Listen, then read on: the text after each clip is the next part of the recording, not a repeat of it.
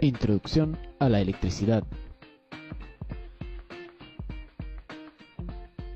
Todos hemos escuchado alguna vez el término electricidad, incluso conocemos las diversas aplicaciones que ésta tiene, y que se manifiesta en una gran variedad de fenómenos como los rayos, la electricidad estática, la inducción electromagnética o el flujo de corriente eléctrica. Pero, ¿qué es electricidad?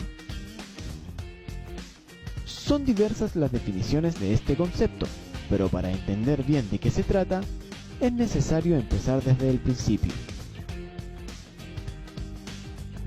Todo en nuestro mundo está compuesto por materia. Si dividimos la materia en partes cada vez más pequeñas, llegaremos a una partícula diminuta llamada átomo. El núcleo del átomo contiene protones, que tienen carga positiva, y neutrones, que no tienen carga. Los electrones tienen una carga negativa y orbitan alrededor del núcleo. Un átomo puede ser comparado a un sistema solar, con el núcleo siendo el Sol y los electrones los planetas en órbita.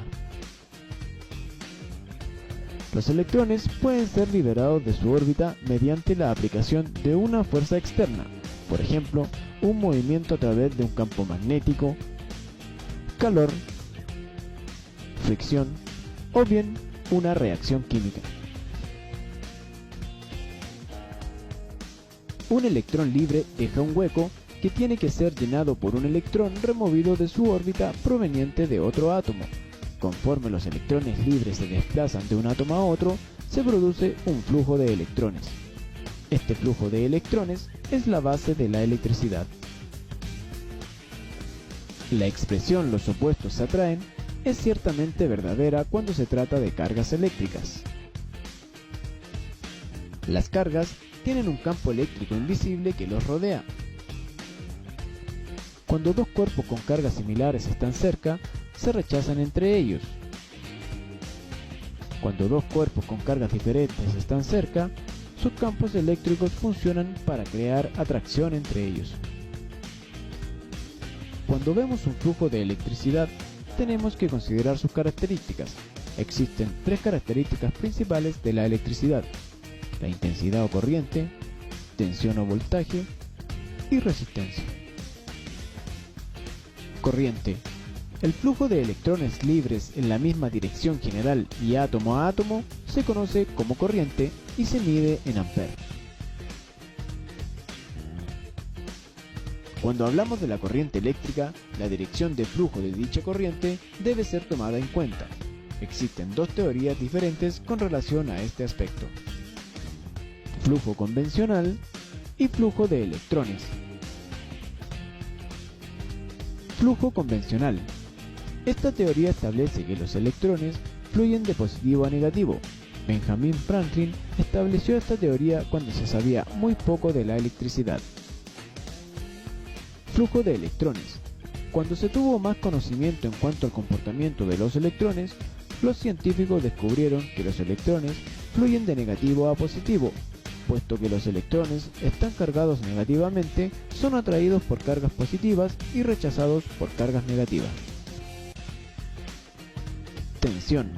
La tensión es la fuerza que es aplicada a un conductor para liberar electrones, lo que provoca el flujo de la corriente eléctrica. Para entender esto, podemos asociar la tensión a un circuito hidráulico en donde la bomba es la encargada de proporcionar la suficiente presión y fuerza al líquido que estemos utilizando, al igual que la corriente fluye en un conductor en la medida que se aplica tensión eléctrica a este. La unidad de medida de la tensión es el volt. Existen dos maneras a través de las cuales la tensión obliga a la corriente a fluir: corriente directa y corriente alterna. Corriente directa.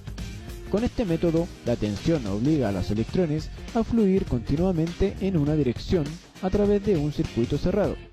Este tipo de tensión se conoce como tensión de corriente directa.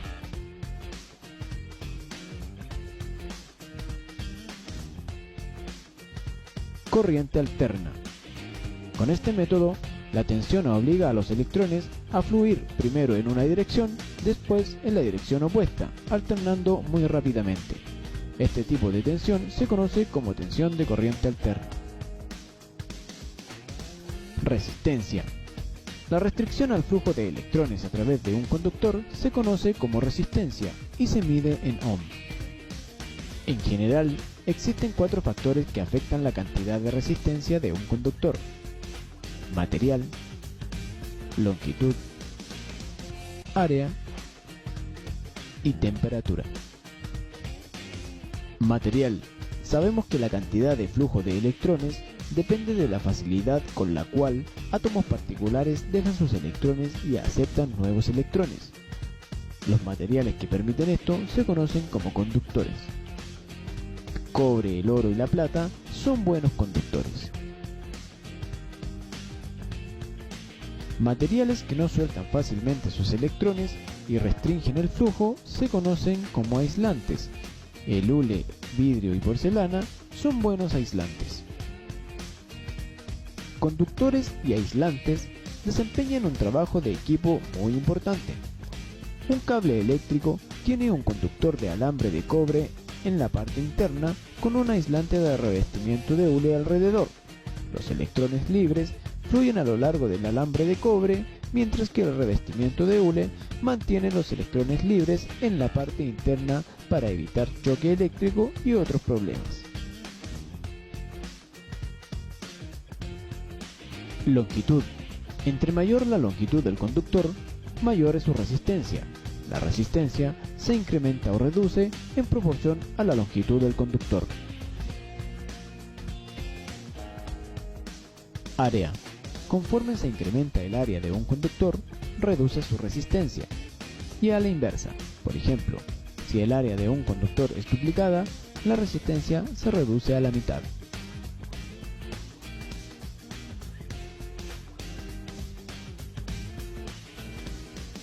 Temperatura. Habitualmente, cuando se eleva la temperatura de un conductor, se eleva su resistencia. El factor temperatura no es tan predecible como los demás factores, pero debe tomarse en cuenta cuando se maneja la electricidad. Si quieres aprender más, dale me gusta, comparte, suscríbete y nos vemos en otro video.